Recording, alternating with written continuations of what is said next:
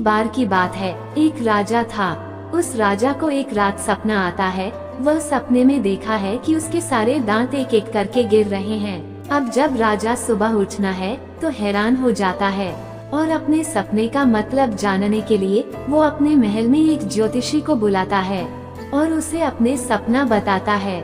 ज्योतिष राजा का पूरा सपना सुनने के बाद राजा से कहता है कि सपना का मतलब यह है कि आपके परिवार के सभी सदस्य आपके आंखों के सामने एक एक करके मर जाएंगे।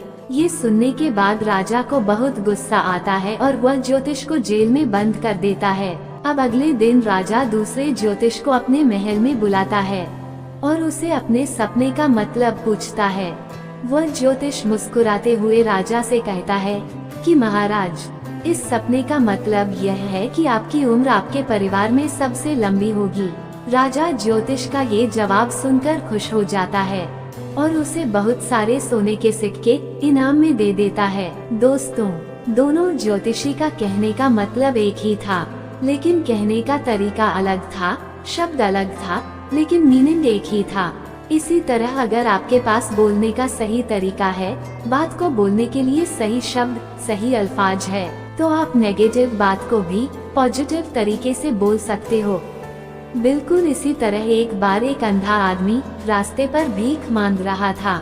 उसके सामने एक कटोरा रखा हुआ था और उसके साइड में एक व्हाइट पेपर पर बड़े बड़े अक्षरों में लिखा हुआ था कि मैं आंखों से अंधा हूँ, मुझे कुछ दान करके जाइए। शाम तक उस कटोरे में सिर्फ कुछ ही सिक्के लोग डाला करते थे। एक बार एक आदमी ने उस अंधे को नोटिस किया। वह आदमी उस अंधे आदमी के पास जाता है और उसे कहता है, क्या मैं आपकी इस पेपर पर कुछ दूसरी लाइन लिख सकता हूँ? अंधे आदमी ने परमिशन दे दी। उस आदमी ने पेपर को पलटकर उस पर दूसरी लाइन लिख दी और वहाँ से चला गया। ये सब होने के बाद अब हर कोई उसे अंधे आदमी के कटोरे में पैसे डालने लगा और शाम तक उसके पास इतने पैसे जमा हो गए जो उसके पास एक हफ्ते में हुआ करते थे। जब शाम को वही आदमी उस अंधे आदमी के पास आया तो अंधे आदमी ने उस आदमी से पूछा कि तुमने इस पर ऐसा क्या लिखा है जो लोगों ने मुझे इतना सारा दान कर दिया? आदमी ने मुस्कुराते हुए उससे कहा कि पहले इस पर लिखा हुआ था कि मैं आंखों से अंधा हूँ, मुझे कुछ दान करके जाइए। मैंने उसे पलटकर ये लिखा कि आज का दिन कितना खूबसूरत है जिसे आप अपनी आंखों से देख सकते हो, लेकिन मैं नहीं, बस मैं यही लाइन लिखी थी। दोस्तों कहते हैं कि इतना भी मत बोलिए कि लोग आपके चुप होने का इंतजार करें, बल्कि इतना सा और ऐसा बोलिए कि आपको लोग दोबारा सुनने की चाह रखें। जिस इंसान को बोलने का, बात करने का सही तरीका आ गया ना, वह पूरी दुनिया जीत सकता है।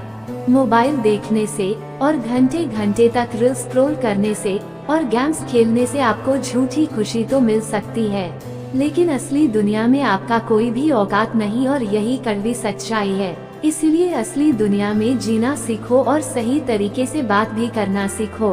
दोस्तों, अगर आपको मोटिवेशनल कहानी पसंद आई है और आपको कुछ इससे सीखने मिला है तो अपने दोस्तों के साथ इसको जरूर शेयर करें।